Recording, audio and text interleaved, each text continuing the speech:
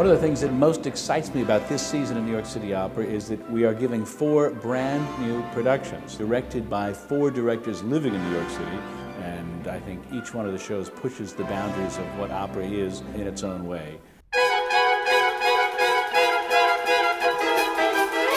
Powder Her Face is Thomas Addis's first opera. He wrote it when he was a young and punky 20-something-year-old. And frankly, it's my favorite opera of his so far. There's something irresponsible and dangerous about it that immediately attracts me. I find my way into any opera really by like reading and learning the story. As much information or more is transmitted by the music, but I really get attached to who the characters are, what they say, how they behave. It's based on a real-life sex scandal in the 60s in London, the Duke and Duchess of Argyll. After a pretty unhappy marriage, they were divorced. And at the divorce trial, the Duke presented evidence of like 88 affairs that the Duchess had had. So 88 affairs, and he had evidence of 88 affairs. And usually the Duchess of Argyll has been portrayed as a kind of grotesque creature. She gets the nickname, the Dirty Duchess.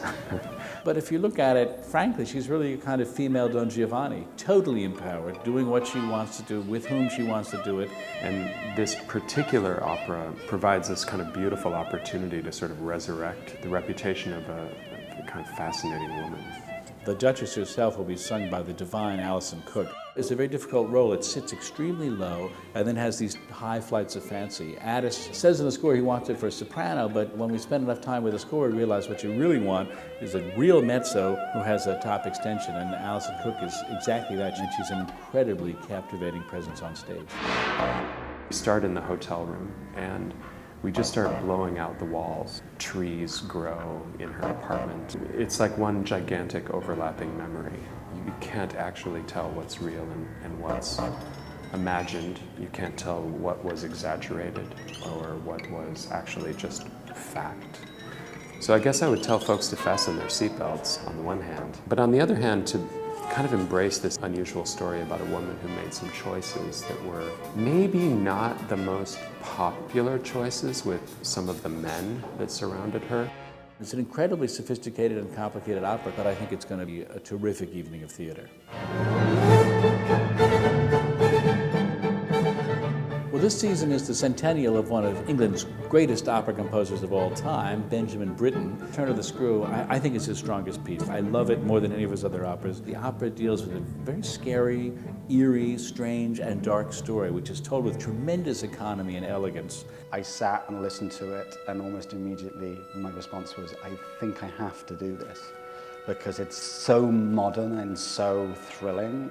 The music becomes the psychological landscape of the piece. It's the internal world of these characters. It's so alive and it's so unpredictable.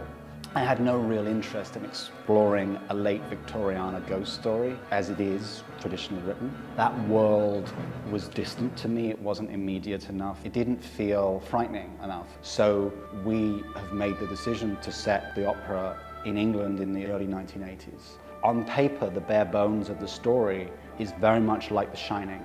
Somebody experiencing a remote location that has a dark and unpleasant past, and how that dark and unpleasant past manifests itself maybe in their imagination or maybe supernaturally, and the boundaries between those two things. Is she really experiencing all this? Is this really all happening?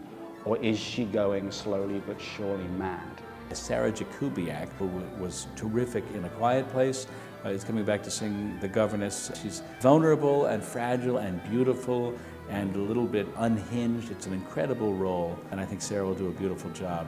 Also coming back from A Quiet Place, the great Dominic Armstrong is singing the wonderful twin role of Peter Quint, and also the prologue, the narrator of the show.